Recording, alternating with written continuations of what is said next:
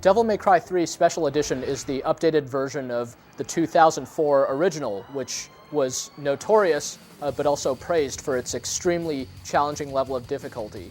This new version is available at a budget price. It's essentially just the greatest hits version of the game, and just judging from the cover, you can barely even tell the difference between the new game and the original version. And yet, actually, there turn out to be quite a few substantial changes in terms of how the gameplay actually unfolds. Most notably, there's a new playable character in the game. You can play through the different missions as Virgil, Dante's wicked twin brother. And also, the difficulty level has been pretty significantly readjusted, so not only is the game itself definitely easier than before, whether you play on normal or the easy difficulty, it's definitely just quite a bit easier to hack and fight your way through. But on top of that, there's a new optional continue system that's just a lot more lenient than the punishing and occasionally confusing continue system from the original game.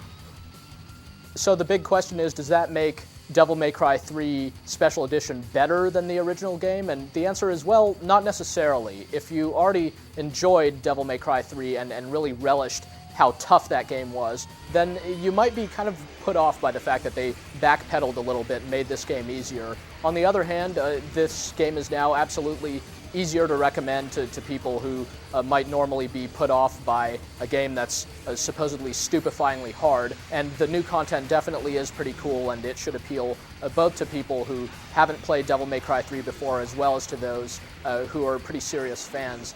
If you've never played Devil May Cry 3 before, any version of it, then you need to finish the game as Dante, go through the original storyline first and foremost before you can unlock most of the new content.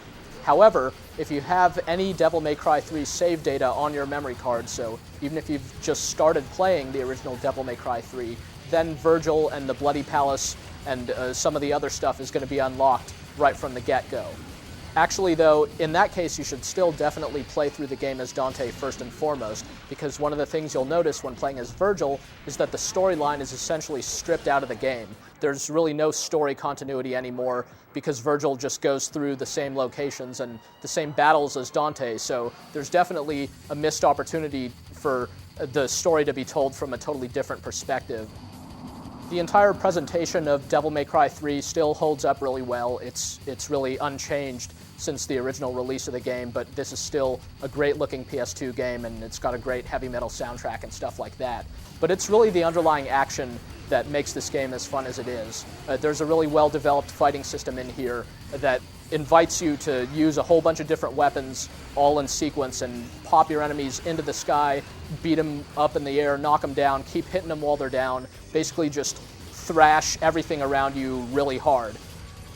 The core underlying fighting in Devil May Cry 3 is still the best part about it, and that's why the new survival mode can be pretty cool to hardcore fans, because it just strips out all the backtracking, all the occasional puzzle-solving bits, and just throws you into one fight after another. So, yeah, there are definitely some concessions in here to the hardcore fans. There's a new very hard difficulty mode, but you have to unlock all this stuff. It's not available right from the get-go, so if you just play through the storyline, it's going to be easier than before, and therefore maybe not quite as intensely, kind of cathartically satisfying as the original Devil May Cry 3 was. The bottom line is, regardless of whether you have any previous experience playing Devil May Cry 3 before, the new Special Edition definitely has something to offer you. Then again, this isn't necessarily the end-all be-all version of Devil May Cry 3, because the high level of challenge of the original as compared to this version, not that this one's easy or anything, that really set the original version apart from the pack and gave that game something really distinctive about it, whereas this game presents a much more reasonable challenge that more players are going to be able to appreciate, but those of us who fought our way through the original game will kind of turn up our noses a little bit. Then again, there's definitely a lot of cool new content in here. Being able to play as Dante's brother Virgil is definitely pretty cool. Some of the new options do feel a little bit tacked on, but there's still enough just new stuff in here to make it justifiable even to those of us who've played the hell out of the original game.